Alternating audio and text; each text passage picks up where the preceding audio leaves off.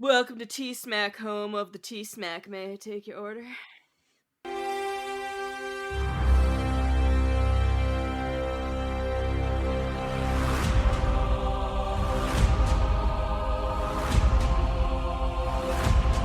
Welcome back, everyone, to another episode of Talking Smack, where we talk superheroes, movies, animation, comics, and much, much more. I'm your host, Josh Scar, joined, as always, by my co-host, Alex. Alex, how are you doing? I am doing fantastic. I believe that I briefly saw purple hair and two beards. These are things I've never seen before. Josh, can you tell me what these are? Well, I believe you've seen two of them. One of them is Beppo, who is making a triumphant return after... My beard looks fantastic, doesn't it? It really does. It really matches the horns quite well. How are the Billy Goats? How are the Billy Goats gruff? Oh, I'm tired of their sass. That's for damn sure. Well, the other beards that Alex was referring to, we are joined by 2/3 of I Have Some Notes. We are joined by returning Liam and a first-time guest, Scott C. Bourgeois from I Have Some Notes. Scott, how are you doing? I'm doing well. How are you? Doing fantastic. I am super excited to have you guys on, along with Beppo and Alex, of course. But Liam, we have to let you say a few words as well as part of I Have Some Notes. How are you doing? I'm doing great. Excited to be back. Also, off the top, I just want to say I really enjoyed your guys' Godzilla -1 review. That it was very on point.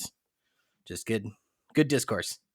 Thanks for you guys sharing on the socials as well. I'm pretty sure we got that great Canada bump because that is our third most downloaded episode of the year now. And that I assume that's in no small part thanks to you guys. Happy to hear it. So I did lie a little bit. I'm going to go off on a little bit of a tangent here just because I don't know what's going on with you guys in Canada, but we usually have a good 3 to 6 inches of snow around this time of the year. And it's been raining for 3 straight days and in the mid 40s, 40 degrees Fahrenheit. It has been absolutely awful the week leading up to Christmas, and I hate it. Yeah. I want my snow for Christmas. Now, we're up in Edmonton, Liam and I, and normally this time of year we're looking at a decent amount of snow, but it's also been abnormally warm. We have very little snow on the ground. It's mostly melted. It's been hovering around above freezing temperatures. It's kind of gross, actually, not gonna lie. Yeah, it's got big spring vibes. Not Christmas vibes. No. Yeah. Alex, Beppo, I don't know how you guys feel about snow, but we need snow for Christmas. I'm sorry. If you don't agree with me, we're just going to move on and hear from Matt and Adam at Decaying with the Boys. But if you have something you want to say about some snow, we need a little Christmas miracle, some white powdery stuff on the ground. Feel free to chime in before we hear from Matt and Adam. Here's the thing. Here's the thing. I don't mind a white Christmas, but you don't get that here. You get, it's snowing on Christmas. Good luck seeing the ground until July. The snow never leaves. Once you get it, it never leaves. So for me, it's either I have a cold, dead, ugly winter, and I'm fine with that, and Christmas isn't appealing, or I have a white Christmas and I'm frozen over till my birthday in May. So there is no happy medium. They don't grace you with just a white Christmas and then that's it. That would be great. Sorry, though. bah humbug. Well, Alex, you can edit that part out and we'll just hear from Decaying with the Boys. I was going to apologize because after realizing that my shovel actually had a U in the center from being worn out, I bought a new one and it hasn't snowed. So it's your fault. There you go. Yes, it was my fault. I got called an elitist at work yesterday because I was complaining about the rain coming down. We got a good storm yesterday, and one of my teammates was like, "Oh man, only people with snow blowers and people that pay people to plow their driveways love snow this much." And I just came back at him and I was like, "You know what? I've had a snowblower for 5 years. It's the best investment I've ever made. Also, you just recently bought the $800 Lego Titanic set. Go fuck yourself."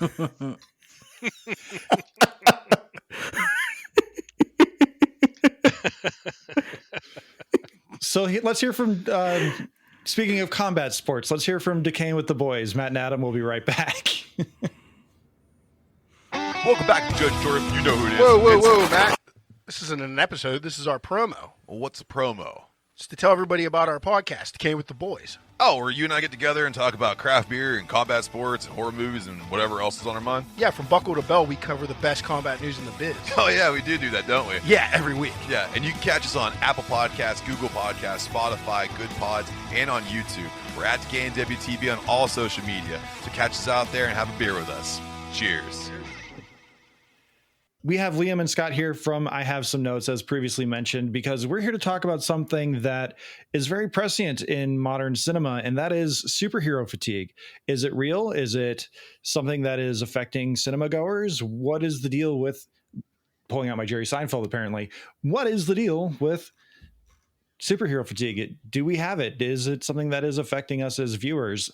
We're going to have Liam and Scott here to talk about it because they had a really great episode with The Flash. If you haven't seen it or listened to it, I definitely recommend it. Plus, Indiana Jones and the Dial of Destiny was a really great episode from them as well. And I feel like that's pretty on point with what we're talking about today. So I may reference some of the points they bring up in there. But Liam, you came up with a really great structure for this. So I'm going to bring it into you so you can kind of lay it out how we're going to discuss this and move into this discussion.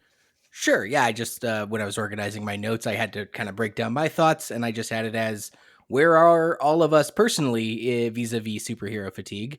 What do we think the main reasons people might experience this? And then what's to be done about it was sort of the loose framework I had. So I guess we'll start with like where everyone's at with superhero fatigue. I know I am still pretty much all in. I have seen all the Marvel things. I went and saw the Marvels. I'm less interested in the DC stuff, but You were the one? You were the one who saw them? You're joking, but we went the second weekend and there were 6 people in the theater on like a Friday night. Oof. Yeah, and then when I saw Godzilla -1, it was basically sold out. So it's not like a theater's problem, at least maybe not entirely. Mm-hmm. But no, I still have an appetite for it. I've seen all the Disney Plus shows. I really do like Marvel movies, even though I realize as each one comes out, it gets a little harder to defend. I'm still all in. Endgame and Infinity War really bought me a lot of goodwill that I'm still riding out. The DC stuff, less so. I haven't seen any of the Shazam titles or Black Adam. Both Shazam movies I thought were fine. Shazam 2, not as much, because it was very, very obvious in what they were doing. They didn't put any nuance into it. But that's neither here nor there for the discussion. Just needed to chime in with that. Alex, where are you on your superhero fatigue? I don't care. I mean, that's the problem. My personal belief is that Kevin Feige had a vision. It was fantastic. He saw the discordant way that films were being released. Everything had its own little place. The X-Men were doing their little thing. Spider-Man was doing his. Batman would show up every 5 to 10 years with a new actor. Superman would attempt to reboot, and he was like, I have a plan, I have a vision. He carried it forth through an acquisition, which is incredible in and of itself. Normally somebody comes in and buys your entire company, ruins everything. Instead, they just give him more money. But I find it really hard to care when I don't feel like there's a purpose and a plan anymore. I mean, when I saw Iron Man in theaters, I remember it was a midnight showing. I had burned my hand because I forgot that I had one of those skillets that you can also put in the oven, not just on top of the stove. Mm-hmm. And so I had made something in that. And of course I opened the stove. I said, oh, it's a skillet. So I reached in and grabbed the handle, put it on the stovetop and went, ow. Blistered, horrible thing, ran to Walgreens, got burned stuff, rubbed it on there. And I'm in the movie theater the entire time with my left hand in the air because it's throbbing with every heartbeat. And I'm watching this movie going, oh my God, this is amazing. And then he ends with, I am Iron Man. It's like, oh my God. And there's a thing at the end with, you think you're the only one out there. And I'm like, oh my God, they have a vision. They have a plan. This is going to be more stuff. And then Incredible Hulk's been announced and all this stuff. And now I'm looking at it going like, I just don't care anymore. I mean, you don't have a vision or a plan. You're just going to reference casual side stuff and not timing together. And the last 4 DC movies, it's obvious that they're only releasing them because they hope to earn back some of their budget. And whatever. How do you feel about this, Beppo? I'm a bit in the same boat. I think because Endgame, the first 10 years, I'm just gonna call it like the first 10 years, the first Yeah, decade, it's a good way to phrase it. was just so well thought out and planned, and just I know a lot of people started going through superhero fatigue before Endgame wrapped everything up, but I think it's because it was so neatly polished and put together that I almost am losing faith in Marvel more now and now, because I feel like everything that has come out that I've watched is messy, clunky, not enjoyable or fun. And for me, it's like looking at a star athlete who was like a hero amongst people, and then he tries to come out of retirement and is just trash. Like there's nothing left. And I the last thing I saw in theaters personally was No Way Home. That was an incredible experience. Like that was such a cool thing to be a part of. And then the last Marvel thing I watched directly was on Disney Plus. I watched Multiverse of Madness, and I remember being so excited for that, and then being like, okay, yeah, all right, that was a good movie. I liked it. And the more I sat on it going, oh, okay, maybe it wasn't. And then finding all those little pieces of, oh God, this is not what it was supposed to be. And this is somebody who is not even like diving into the background stuff. You could just tell, like, this was supposed to be something real different.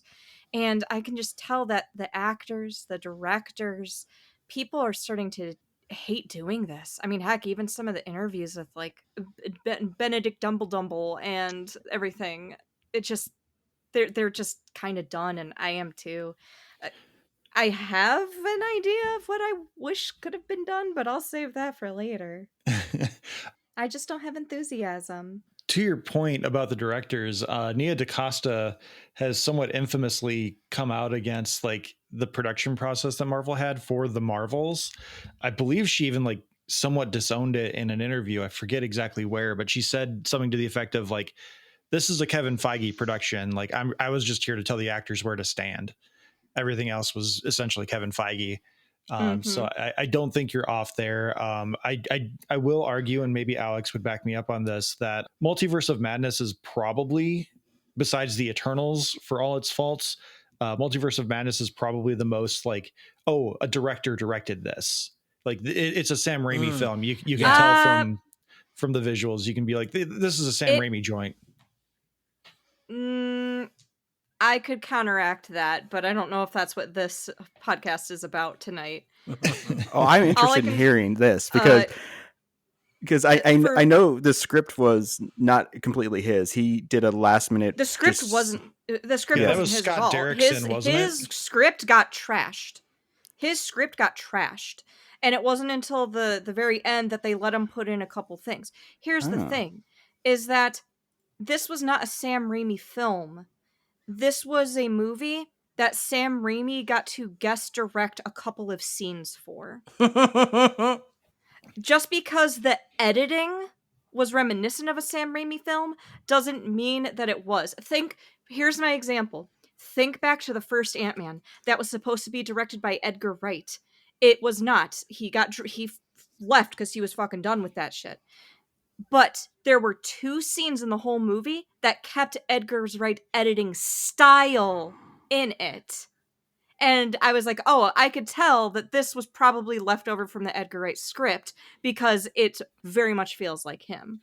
I would argue that the movie was not a Sam Raimi film, but it had sections where his actual what's the word I'm looking for? His actual like style came out. His aesthetic. Well, no, because you can copy an aesthetic, but like when you truly have a filmmaker's style, you can tell it's theirs.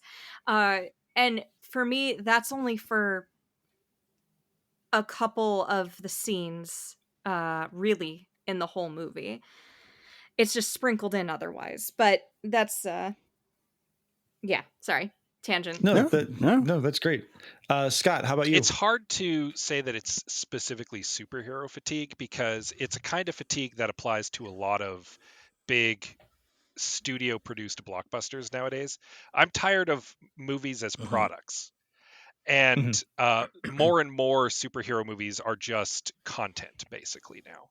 And that's not great because it's very safe, rote, paint by numbers, bland filmmaking that's just churned out to appeal to the broadest amount of people possible, that has very little in the way of artistic merit.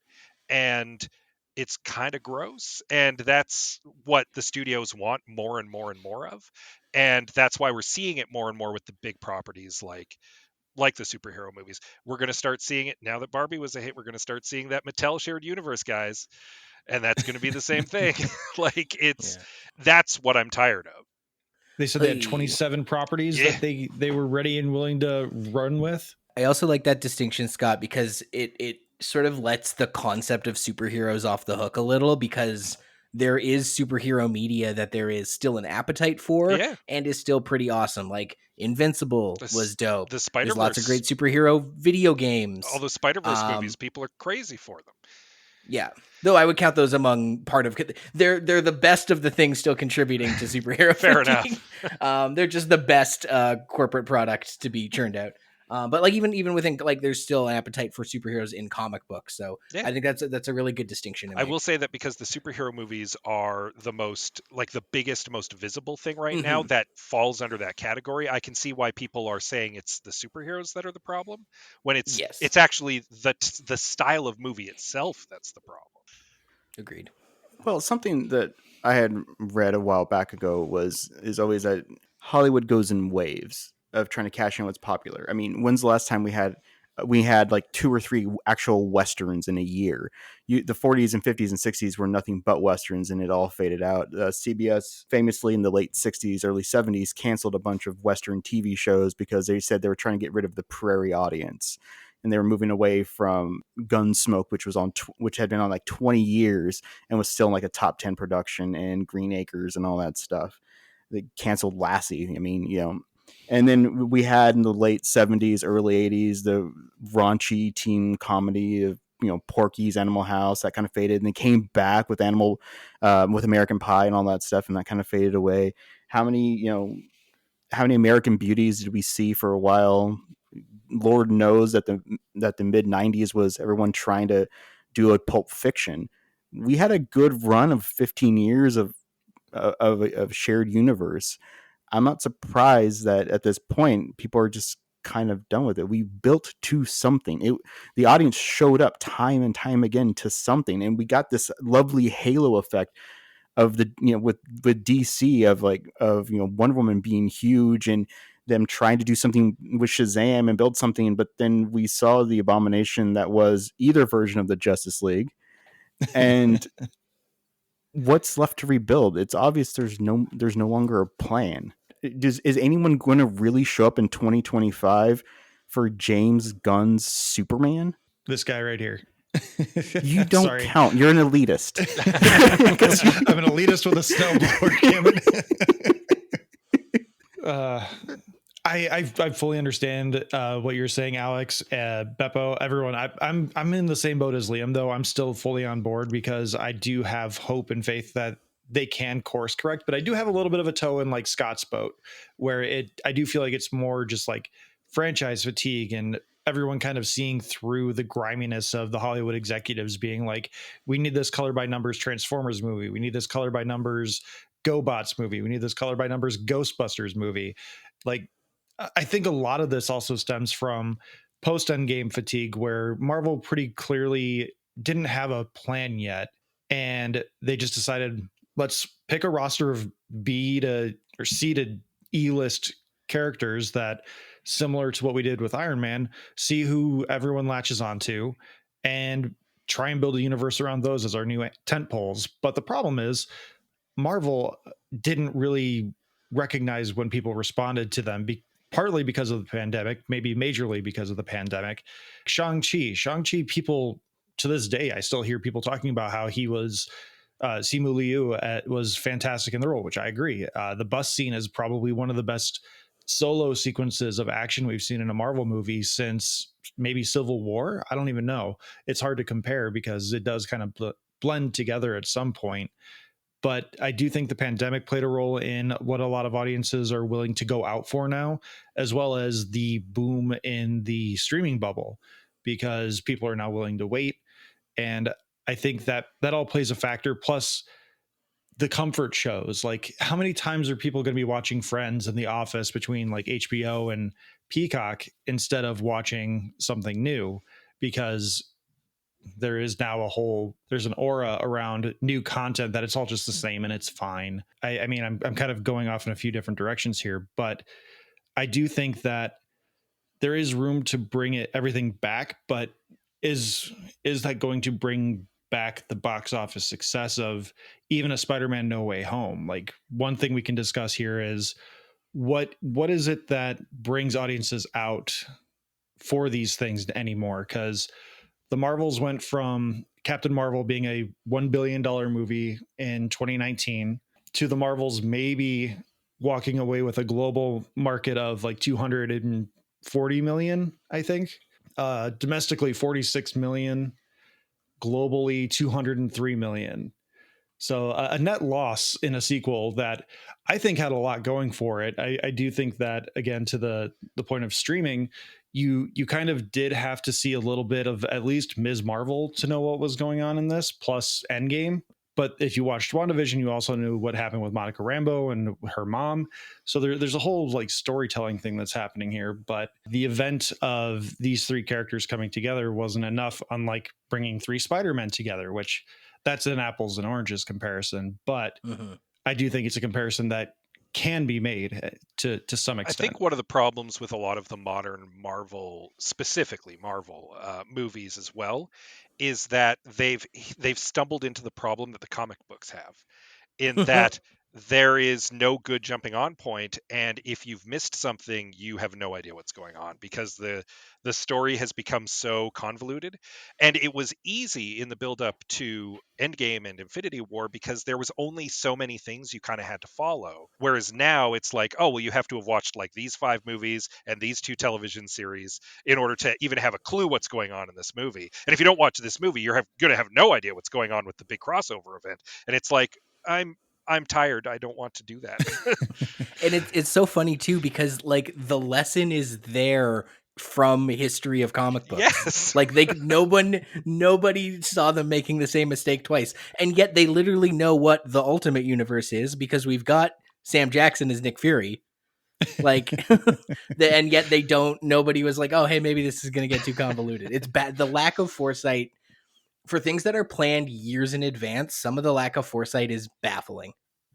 That's a really great comparison and parallel that I hadn't even thought about. Like, I mean, Kevin Feige was there in the death knell of the Ultimate Universe, but he was completely movie side, and then Disney bought in 2012 or 2010, whenever that was. So Disney obviously never learns from their mistakes until they're on the verge of bankruptcy. But I didn't even consider like how the Ultimate Universe, among other things, was just a big part of that messy storytelling.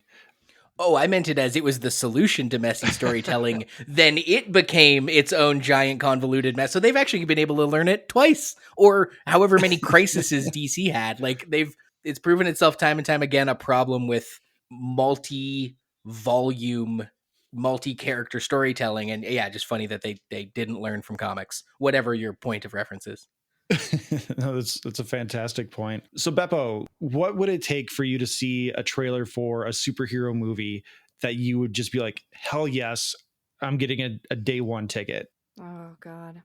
Something that's okay. Something that's a self-contained story and not part of a bigger subplot.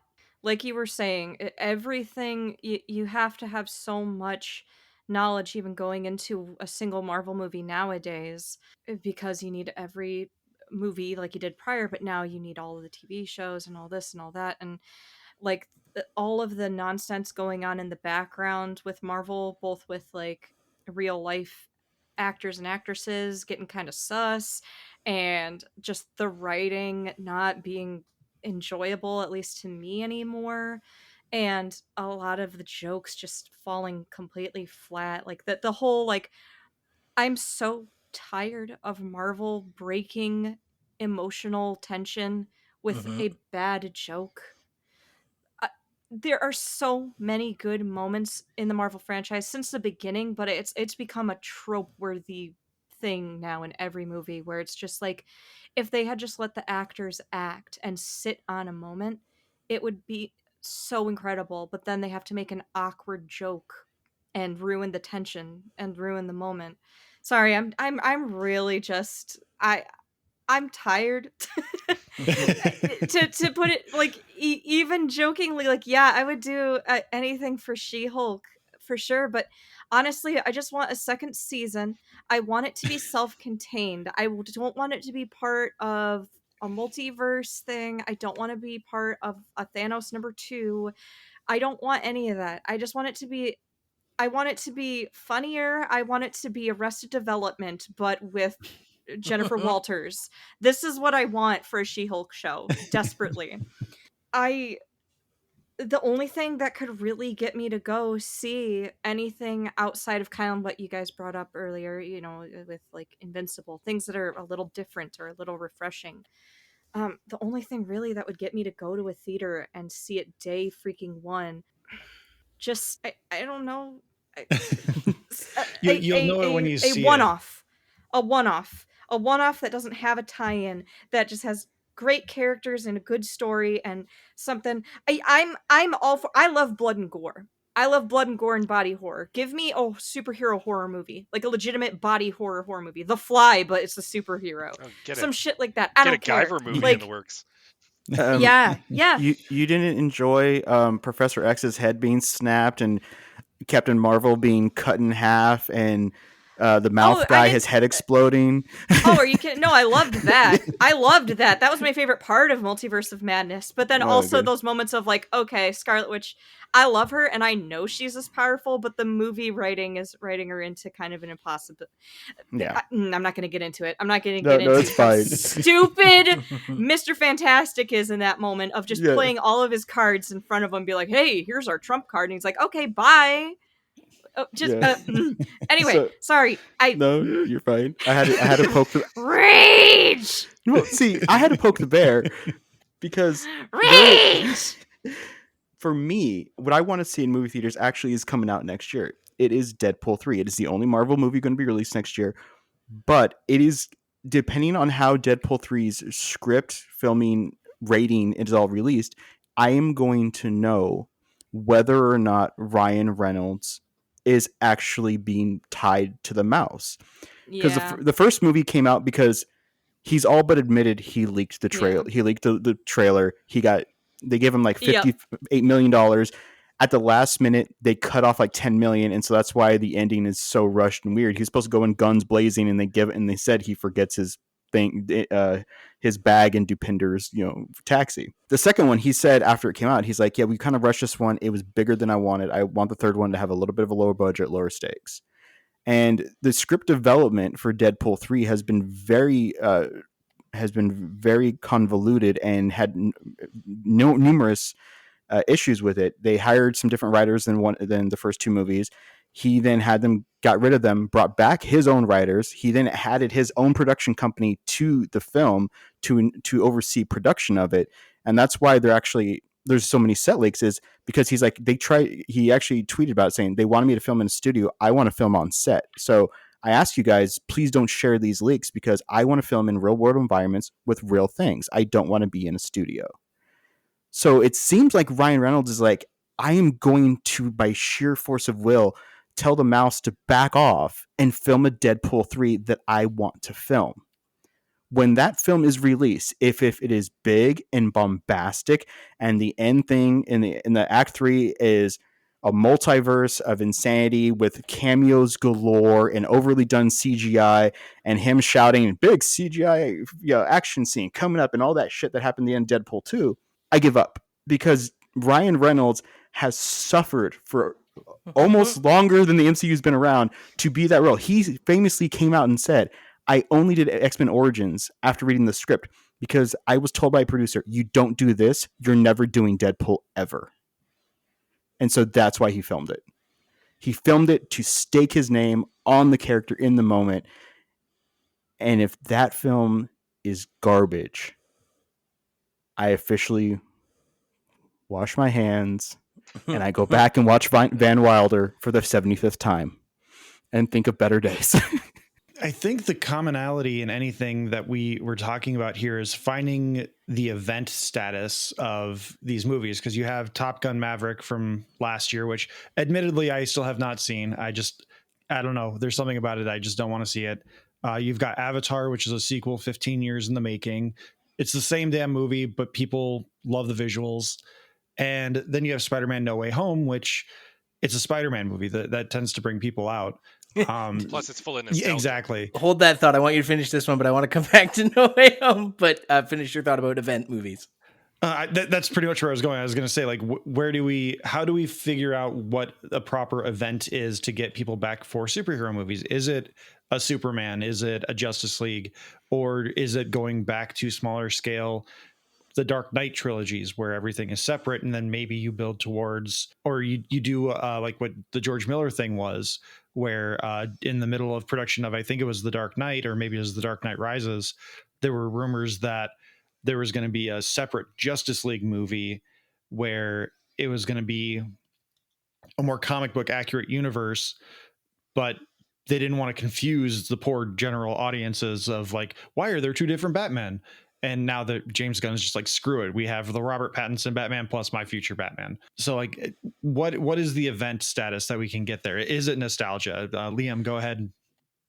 I actually don't think it's nostalgia. I think nostalgia is the last cheap ditch effort, the last cash in. Because the thing with Spider-Man movie, yes, that one is big, and obviously the Spider-Verse stuff is big, but we are at a point now where there are Spider-Man movies with live action Spider-Man, there are Spider-Man movies with animated Spider-Man, and there are Spider-Man movies that don't have Spider-Man in them at all. And even the best one of those, that what you're frowning. I just realized what you meant. Yeah, I was like, yup. Yeah, Venom and Madam Web and what have you. And so if you want something as simple as like a Spider-Man movie to be special, you just have to not make so many damn Spider-Man movies. And yeah, there's always going to be the best one, your No Way Home, your Spider-Verse, but it's like it's like crabs in a bucket. Like, it pulls the whole thing down the more you saturate the market and dilute the brand and dilute what's special about it. And so I think you start with equal parts, less of them to make them special. And what Beppo was talking about, maybe a little more standalone, maybe something that it is its own thing. Because, like, The Batman, pretty sweet movie. The Suicide Squad, pretty sweet movie. No. Spider-Verse, the first one, pretty sweet movie. Even then, like, the second Spider-Verse movie, at least in my opinion, just degraded the whole experience of the first one, because now there's two very special Spider-Man movies. Like, now there's just two special ones. They're now equally less special because there's two of them. Like, yeah. I like steak, but if I eat steak all the time, it's not going to be great, Yeah. right? There you go. I think to build on all this, another thing that would, and to tie back to something that Beppo had actually said earlier too, something else that would bring people in is if there was some assurance that it wasn't just going to be the same movie again that you've seen Mhm. now like 10, 15 times. Bring in a visionary director. Give them free reign to do their own thing with the character. Like, okay, we're going to make a new Superman movie. We're going to hand it to James Gunn. That's already a good start. But, like, why not take the leash off Sam Raimi and give him a new character to play with? Why not have Wes Anderson make a movie? Like, Yeah. a Wes Anderson superhero Let movie? Edgar Wright make a movie. Could you imagine what a Wes Anderson superhero movie would look like? You can't, but you'd go see it. Mm-hmm. And I think that would help too, because right now they bring in these like TV directors without a lot of clout, without a lot of heft, and they kind of like force them to make the movie they want, which is why they end up butting heads with like your Edgar Wrights and stuff, because they have opinions and a vision that they want to get through. Let the director speak for themselves. Let the director develop the story they want to develop and show us the movie they want to show us. And that would get me into the theater, because I'd be interested to see what they could do differently with a character I'm familiar I like both your points a lot. And I think one thing that would really help, I recently just finished a rewatch of Hawkeye because I've been trying to get into the Christmas spirit with the lack of snow. And Hawkeye, it relies so much on Haley Steinfeld's way to just have chemistry with anyone she's on screen with, which is fantastic. But it's so much fun. And I think part of that is because it's not a world-ending stakes show. Even Ms. Marvel gets into a world-ending stakes plot point. And I think that's something that these movies don't necessarily need. Like if Daredevil Born Again somehow manages to figure out that, like, oh, the Kingpin's gonna turn into a 60-foot kaiju and destroy New York and swallow the world for some reason, get into a battle with Galactus, it's too much. Like, when you make it a smaller scaled story, it becomes more personal because you can easily manipulate that because people can relate to it more. And I think that's where Hawkeye works really well. I think we talked about this on our Flash episode. Yeah, actually. that was our big consensus we came to on Flash. Yeah, and I 100% agree, because one of the generally well-loved Spider-Man films was Spider-Man Homecoming.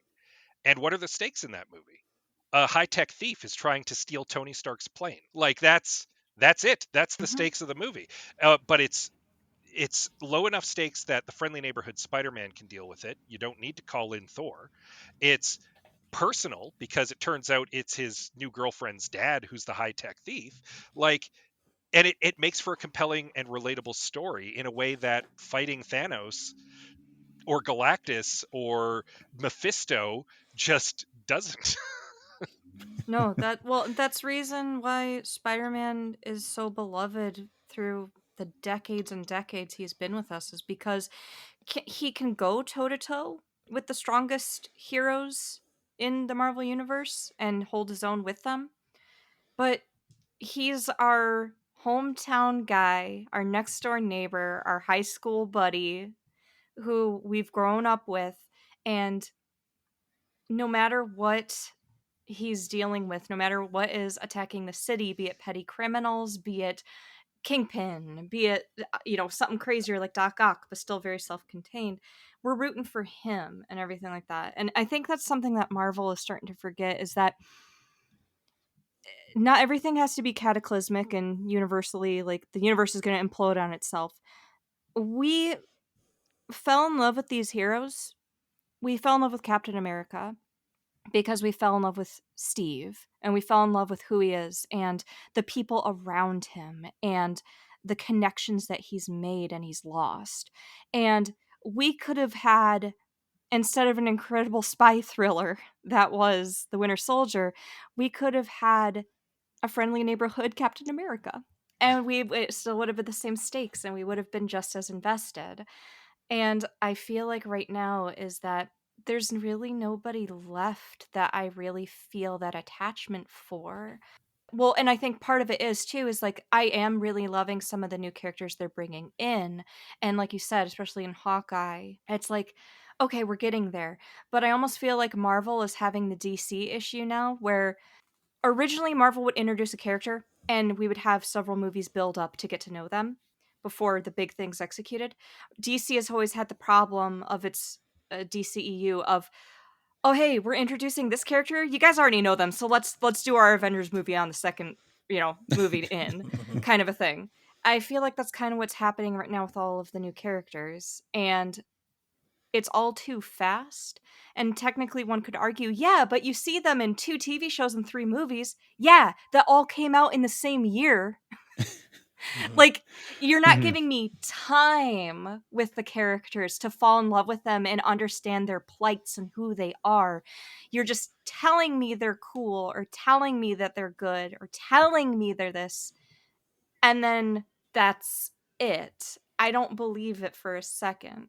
Like, even the time I've spent with Monica Rambeau, I need more time with her outside of the one TV show where she was very relevant. I don't know. Sorry, I'm rambling right now. I agree with you. I like Ant-Man because I remember the cuteness of him working out things with Antony and the Thomas the Tank Engine fight. It was great. And the second one was wonderful because Michelle Pfeiffer showed up and I will love her forever. The third one lost me because it was this tonal disconnect of they were trying to set up Cassie to take his spot, but it went from her being a little girl to that he would do anything for, to he was gone for 5 years. They got this impassioned hug, and then she's yelling at him in the third movie, and they're trying to set it up to give her powers, and it's not quite working. And then right at the end of of the Marvels, it's all of a sudden like, yeah, and Scott has a daughter. She can be in our team. It's like, how do you know that she wore the suit? And why do you have a file Alex, on we her? have gone over this. They Shut up, have Josh. very detailed debriefs. I know they have detailed debriefs, but I'm not invested in her other than her relationship to him. But to build her up, they had to tear him down. And that really confused me of like, what has Scott done wrong? And then where is this relationship going? And why do we need a Young Avengers team? Because, Bucky's still out there and the Black Panther is still out there because they've replaced Black Panther. So I don't feel a connection with who they're coming up with yet. And I don't have a compelling reason to want to. And that's usually the problem with legacy characters, though. And this has always been something within comic book media as a whole, is when does it make sense to replace a character? When does it make sense to have it be like a prodigy, or not prodigy, like somebody who's with them, like a wingman, and then they're taking on the mantle? When does it make sense to make it a child, literally just, my dad was Ant-Man and now I am Ant-Man? And when does it make sense to, well, just make a new character? Why you gotta replace a superhero? Just make a new character. I hate that so much. But when does it make sense to make a new character? And Marvel's going through that right now, of them trying to bring in, well, Iron Man is literally dead now, so who's going to be the new Iron Man? Well, Captain America is old and decrepit and probably dead now. So, now we need a new Captain America, and this and that, and blah, blah, blah, blah. So they're going through that, which the internet always hates, because the internet's never going to be happy no matter who takes the mantle. I think the only time it makes sense for you to have a young child ward is if you are a rich billionaire who wears all black, and then you make sure that the ward is about 12 to 13 and wears a brightly colored outfit to attract bullets. You're right. Well, but like a ward, a child, something like that, taking up mommy or daddy is, And make sure they're an orphan. Oh, absolutely. Well, yeah, because then they can't trace nothing. There's no paper trail. I'm the goddamn Batman. Exactly. It's interesting you bring up Batman, though, because he's an example of a character who they've James Bonded a few times now. And just like, we're going to do a new Batman movie and we got a new Batman. Hey, this actor is going to be Batman now. And the internet's immediately outraged because there's a new Batman and this guy's not going to do good. And the movie inevitably does well. These characters are timeless. Like, they're timeless figures. They can be recast a billion times and you can tell new stories with them. You don't really need to have legacy character versions of them. You could recast Captain America tomorrow and make a new Captain America movie. People would be upset, but they'd get over it. And I understand that when you're trying to create this big overarching shared universe, you can't really do that because obviously that guy is Captain America. But I don't understand when it's a formula that has proven itself to work. There are still James Bond movies being made today with different actors. I'm waiting on that announcement. There are new Batmans coming out every 5 years. There's a new guy who's going to be putting on the cowl and the cape. And yet studios seem so reticent to just recast a character and do a new movie. Like, why does old tired Harrison Ford need to be Indiana Jones? I can at least my theory, it's for business ghoul reasons. It's because they want to show their investors a long-term plan to get return on investment, and investing is inherently risk averse practice, and making art is risk forward. And so they want to know, like, oh, you guys are making 9 more Transformers movies? Great. We can bank on this extended universe, this set of 5 investments that all click together, instead of just taking it one at a time and seeing what new trends and new ideas and new opportunities can be spun from any yarn, whether it's whole cloth original stuff or what can you do? What can this guy do with Batman? What can this person do with Batman? And what can this person do with Batman? Has anyone watched Have Yourself a Merry Little Batman on Amazon Prime yet? It's a Batman animated Christmas movie. Like it just let. I did. Yeah, but they're like, no, we need 7 movies and a video game that all one big thing so we can plan our investments a decade in the future because we're corporate business ghouls, not interested in art. They're interested in turning dollars into more dollars. And that's just not how art works. Yeah, to Scott's point, just bringing up Batman, it got me thinking because we're talking about No Way Home is a huge outlier in terms of box office since the pandemic, alongside Top Gun Maverick and Avatar 2. The Batman is a pretty forgotten outlier there too. That was a day and date release back in 2022. I think it was March 2022. Yep. Domestic gross at the box office was 369 million, 772 million worldwide. For comparison, it actually outperformed Batman v Superman domestically by $39 million. Batman v Superman had 330 million. And globally, Batman v Superman did 874 million, which is about $100 million less for the Batman. But considering that it's a reboot of a Batman character, it's still pretty impressive that it did that well. Yeah, a reboot for a Batman character who was still technically being played by Ben Affleck in the DCEU. Yep. Like it's its own thing that's going alongside the fact that Batfleck is still out there being in Flash, and it's its own thing. Yeah, it's I think its own is the thing. key word there. That's been the baffling thing with DC is like they chased that first 10 years of Marvel high when what they should have been doing is being like, here's Edgar Wright's Plastic Man, here's a dark and gritty Batman, here's Kick-Ass Across the Plate Wonder Woman, and not trying to click them together. And now what's even more embarrassing is they are still trying to do it. They are still trying to recreate the first 10 years of Marvel with the whole James Gunn thing. That's baffling. And Marvel is trying to recreate the first 10 years of Marvel.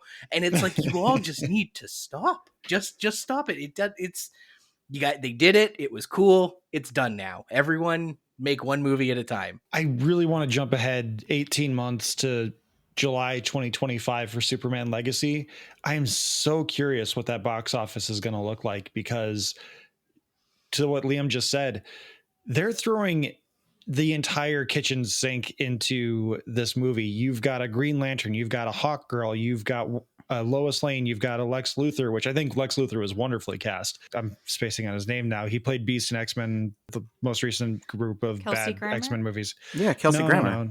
No. No, X-Men. he was just Kelsey Grammer was the Beast. We saw yes, it. but he also was Alexander. What the heck was his name? You're talking about Nicholas as Hoult? Yes, Nicholas Hoult. Thank you, Scott, for cooperating. got there. Unlike my team. What? That's the only Beast I know was Kelsey Grammer. Mhm. I didn't see the new Don't you round. besmirch X-Men First Class. I'm sorry, but that was like the I last literally good didn't get to X-Men watch movie. First Men First Class. I didn't get to watch any of the new ones. I didn't see First Class or X-Men Apocalypse First Class is or from like 2011. How have you not seen that movie? because I haven't. Fair If you point. watch that movie, you get like 0 degrees of Kevin Bacon. It's fantastic. Oh my god, no such thing. Now I've lost my train of thought because I was trying to think of Nicholas. Superman Legacy. Kitchen sink. They're throwing the literal kitchen sink into this movie because you've got all the Superman tropes plus the Justice League expanded DC universe tropes that they're just like, James Gunn is just saying, we have a universe. Here it is. Get used to it. And I am so curious how that's going to perform at the box office, because either people are going to love it because of all the cameos, or people are going to hate it because they're going to be too damn confused. Josh, I think you're a little confused. James Gunn just came out and said that the thing wrong with superhero movies is the amount of cameos in them. He tweeted about it. Surely these are not cameos. I mean, you don't have Nathan Fillion in a James Gunn movie for a cameo role, right? I mean, that wouldn't have happened 4 times already, right? Well, I think I'm doing a big Plastic Man stretch here. One of the things that I've seen that is actually really interesting from the internet is that Superman Legacy, called Legacy, all of these heroes that have been announced are all legacy heroes. They're all second generation Green Lanterns, Hawkgirl, what have you. They're all second or further down the line superheroes. And I'm curious if that is his justification for doing quote unquote cameos, because they will all serve a point with his legacy that Superman is dealing with here. But that is a big speculation along the lines of a pretty interesting tidbit that I saw on the internet. So I have a random conspiracy theory that I'd like to throw out here. Aquaman's about to come out, and from all tracking, it's going to bomb horribly compared to the first one, which made like 1.1 billion or something. Was a huge. Which that still makes no sense to me. I can understand Captain Marvel. Aquaman makes no sense to me. That movie was fun, but their idea of a transition is off-screen explosion to kick off an action sequence. Oh yeah, their big romantic moment is all the fish dying as he kisses a redhead. And I'm like, okay, you're Aquaman, and your entire army is dying around you as they spin in a circle as we do this nice circle pan around you. But okay, go ahead and kiss. Although to its credit, it's a better Uncharted and better Indiana Jones movie than either the Uncharted or last two Indiana Jones movies. Woof. Yes. But so my conspiracy theory, next year we're getting one Marvel movie. We're getting no DC movies. Do you think they kind of like backdoored, some talking, and we're like, hey, listen, our movies are dying. We've lost around $2 billion this year off of these movies. Peachtree for 15 months. We're just going to release Deadpool because Ryan Reynolds demands we release Deadpool at the end of the Wrexham season. So other than that, can we give the audience a little bit of time to whet the appetite?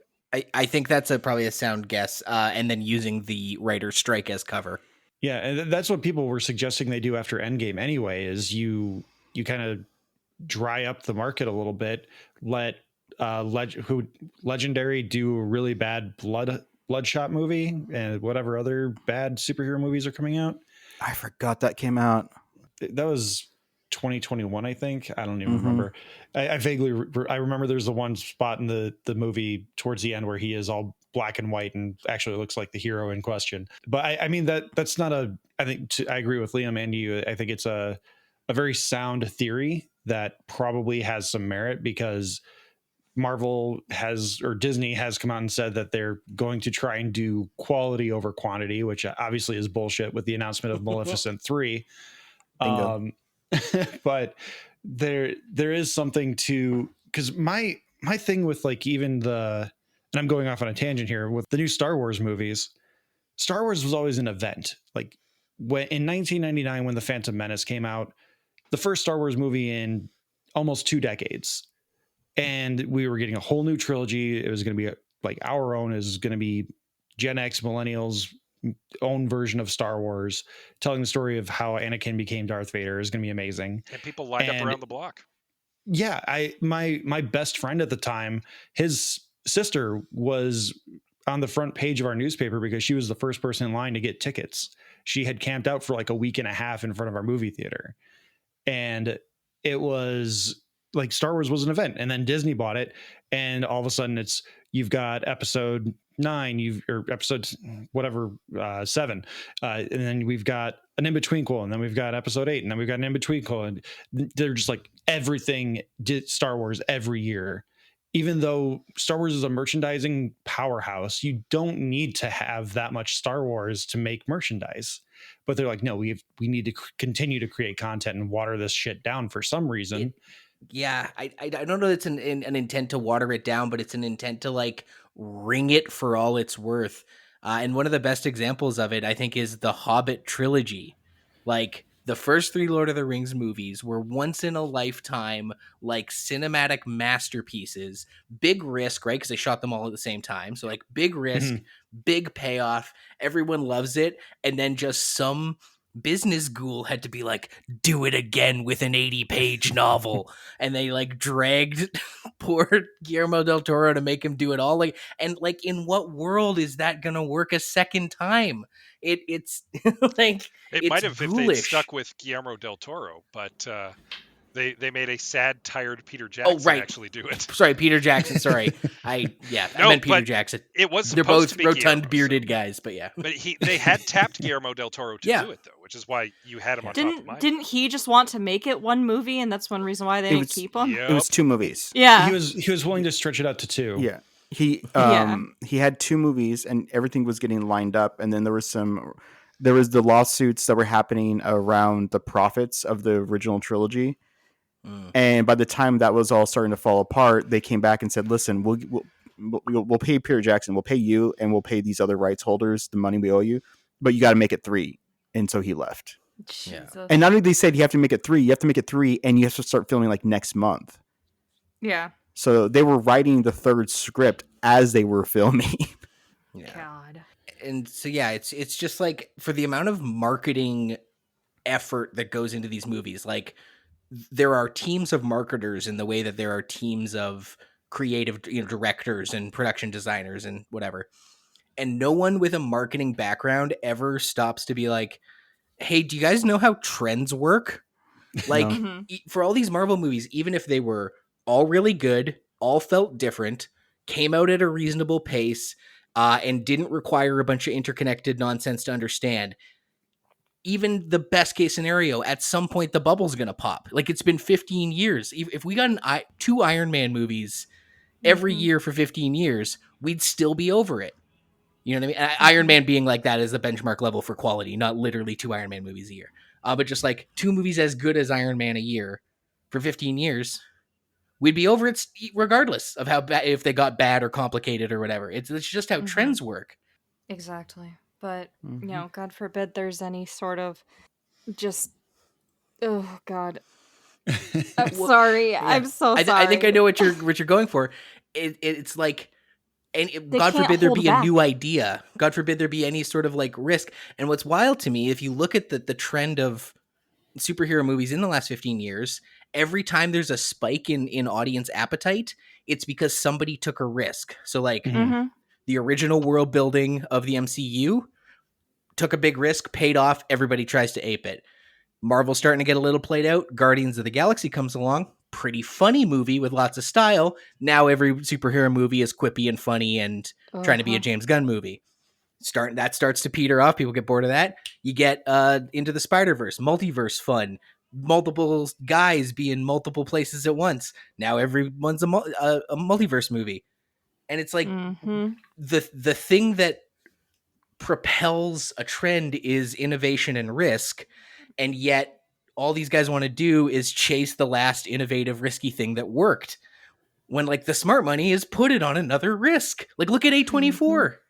That's how Yeah. like Exactly. I was gonna say they have some stinkers, but that's that's one of the things of risks. that's the point. But there's a reason that I absolutely adore A24 is because they take risks, and most of the time it pays off, even if it's like that was okay, that was good, or you get like some of my favorite movies of the last 10 years. When you put out 5 risky movies, 3 of them might be mid, one of them might be terrible, but one of them is going to knock it out of the park, right? And it's going to Mhm. recoup the cost for the And other. and that 4. used to be the Hollywood business model, like that, and especially in the 80s and 90s, that's what studios did. Is for every, like you said, for every one super blockbuster that could eventually become a franchise, you're putting out 5 other movies that you're taking a risk on. Like I think it might have been you guys that someone tweeted out like show me a movie that failed at the box office that's fantastic, and Sunshine is one of those movies. I think it's a really great Danny Boyle movie, and it's a movie that did not do well at the box office, but it has found second life in a lot of cult followings, and it has just really gained just notoriety for being a beautiful movie, let alone a really good movie. That's another thing that's actually hurt the way that the industry kind of used to work with that as well, is because the DVD market has kind of died. A lot of movies that would have been like second run cult classics that find their audience after they've left theaters and recoup all of that money on DVD sales, because suddenly everybody wants the DVD. No, who's selling the DVD now? Walmart Mm-hmm. and Amazon. And otherwise, you hope it shows up on streaming. So you don't get the money return for that. So there's no incentive for them to even take a risk on maybe cashing in on a cult film Yep. now. And that's where the streamers have really created a problem, among other things, is they get buried in the other content that they're pushing, because they're obviously pushing their own original content, let alone cult, not like pushing the big studio stuff that they've been allowed to share on, in cases like Hulu and Netflix. Well, more Netflix than Hulu now, but like now you've got these first party distributors for streamers with Disney, Paramount, which, I mean, they've been around since the CBS All Access days. And then you've also got Peacock and whatever else. So, and then they're pulling content because taxes and loopholes. So like the fact that the physical media market is almost purposefully being dried up to avoid having these cult classics be found, it's really annoying, because again, how are you going to find movies that like Antonio covers over at the Cultworthy other than paying $60 for a DVD anymore, or Blu-ray? Because that entire market, as to your point, Scott, is seeming almost like collusion, that they're just stopping because digital media is the future, which I say bullshit. Well, the problem is that digital media isn't really the future, because Paramount's losing billions of dollars, Netflix is losing billions of dollars. They hope Peacock turns a profit by 2025. Disney just had to pay out to Peacock a ton of money to buy them out of Hulu because they wanted out. And even Disney has said that Disney Plus is not earning money, and it probably won't until 2026. Hulu's earning money, and Hulu has earned money because, surprise, surprise, the intent of Hulu was the show that was on TV last night, you can watch it the next day. Yeah, you're not creating necessarily all of these originals. You're not creating all these originals. They're spending $300 million on the next Ryan Reynolds, Dwayne Johnson film, which, by the way, last week they announced 2 Ryan Reynolds Netflix films. They're supposed to be like $200 million each at least for the cast, which I love Ryan Reynolds. I'm just using him as an example of a very expensive actor. Please make Deadpool 3 really good. I love you. So I don't know, because the streaming model, to me, to use the day and date example, I don't know what's true and what's not. Five Nights at Freddy's is the second biggest film of the past like 3 months, and it came out the same day on Peacock. And that's where I watched it, but it still made $180 million in theaters. I don't know. So I don't know. All I know is I'm sad. Streamers have definitely ruined a lot of the mystique, especially for physical media. I still collect physical media as much as I can, because I fully subscribe to the fact that there will be a digital apocalypse at some point, and I'm not having my games and my movies just taken away from me because I decided to trust someone to let me lease a digital copy of their movie. I would rather own the physical copy, but we'll start to try and kind of wrap up here. I think the main consensus that we've come to is that people want original ideas. People want standalone. They don't necessarily want franchises. Their franchise fatigue, I think, is a real thing, because Lord knows for me, especially with DC right now, where as someone who I don't consider myself part of the general audience, because I do this sort of stuff for the podcast where I follow different trends and see what people are talking about. So I know that like DC is ending their, for lack of a better word, Snyderverse, and moving into the James Gunn DCU. But general audiences may not know that. So they see Aquaman coming out and they're like, oh, I wonder who will show up in Aquaman. Will it be Ben Affleck? Will it be Henry Cavill? Will it be The Rock? Who knows? Probably none of them, because this is going to be the last hurrah for the Snyderverse, for lack of a better word, or maybe the Clooneyverse, from what I understand about The Flash. Which that would be an event unto itself for me. I would love to see a sequel to Batman and Robin. But I think originality and taking risks are fantastic points to make, because Barbie, as we mentioned earlier, is like Barbie's the big one. It is the paradigm right now of what happens when you let someone take a risk and make a movie that is based on a familiar property, but they take it in a completely different direction. Because when they announced Barbie, and especially with Margot Robbie, who, like, she's a fantastic actress. She has earned her nominations and awards that she has won. But like, she is very commercial as well right now. And obviously so is the Barbie property. So I'm thinking they're just going to do that Disney Channel Oh. original movie with the Tyra Banks where like, oh, my doll came to life and oh, look at the shenanigans that are happening. It was very easy to go in very cynical. In fact, when I went to go see it in theater, we saw it very first showing on a Thursday afternoon, my friend and we went in with literally zero. We thought we were just going to watch it and kind of laugh and leave for the day. And it ended up being one of my favorite movies I've seen in a long time. Like, but I'm very much the demographic for it too. This film really spoke to me on many levels. So, Did you Barbenheimer it or just Barbie? no, I didn't even know the Barbenheimer thing was a thing till I got home, and now I wish I did because Fair man, that would have been an experience. I did Barbenheimer it. My friend wanted to go see both just to say that he did the experience and he wanted to go with someone and he invited me and I happened to be free that day and we watched them back to back and it was a lot of Maybe fun. there's something to that when we were talking about Yeah. event movies. Maybe studios don't get to decide what the event movie is. Like, Oh, well, They're that's what trying, they're but trying they to don't get do to. after Barbenheimer. They're like, oh, hey, go see hashtag these two movies. It's like, but no, F you. This is What was it? Wasn't it Saw Patrol? Because the Saw Patrol Patrol, sequel yup. and Saw Yup. 10 was releasing at the same time. I'm going to take my kids to go see Paw Patrol and then follow it with Saw 10 with my kids. Yeah. That's the perfect pairing of movies. it really does speak to how I truly think there is a cultural appetite and consensus that is completely disconnected to what marketers think. Evidence one by the Saw Patrol thing, but also the opposite of Saw Patrol, which was them trying to put Morbius into theaters a second time because they thought all the online chatter was because people loved Morbius. Like, it's what a tone deaf, like, way to tell on yourself that you don't get it. You don't get the joke. But it's Morbin time. That's Sony. I'm pretty sure everyone in this chat right now could run Sony better than Sony is being run as it currently is. Oh yeah. But I wholeheartedly agree with everything. I don't think anyone listening would disagree that an event movie is so, and you can't replicate it. Like it's not something that you can just, it's not lightning in a bottle. You can't just catch it. And that's where I think that a lot of this is going to go on deaf ears from the bean counters, is because they're not willing to take those risks. I saw a really great meme after Black Panther hit $1 billion. They're like, okay, so we've got Black Panther. What is it that made this movie work?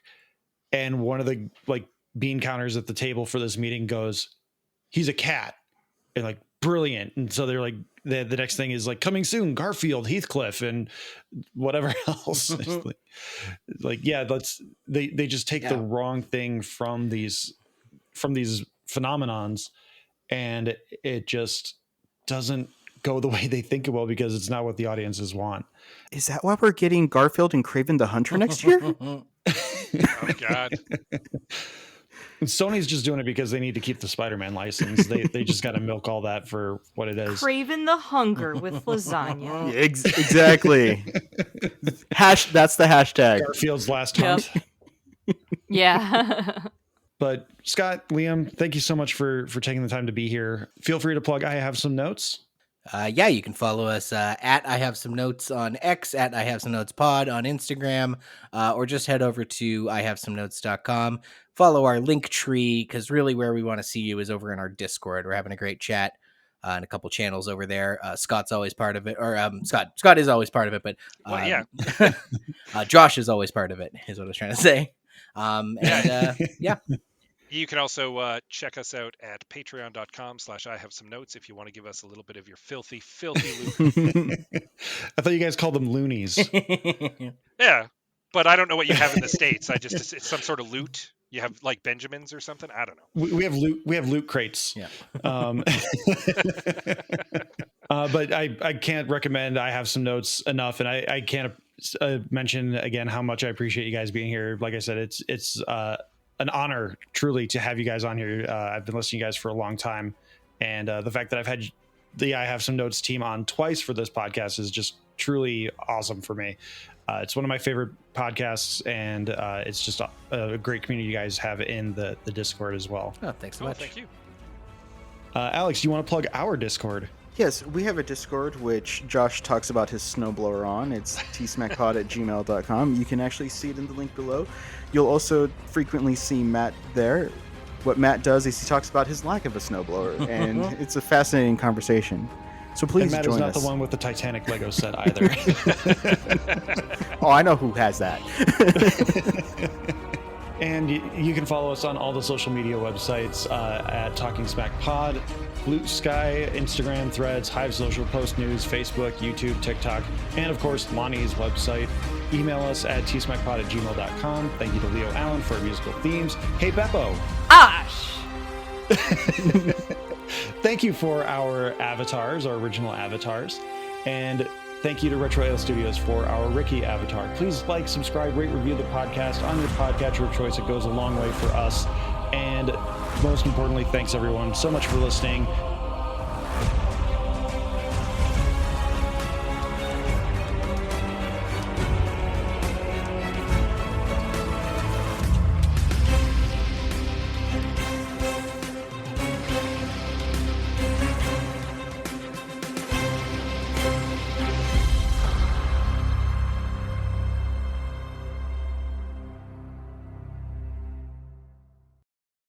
Who loves T-Smack? I love T-Smack. Is it true? Mm-hmm. I do. Ooh. Rage! Rage!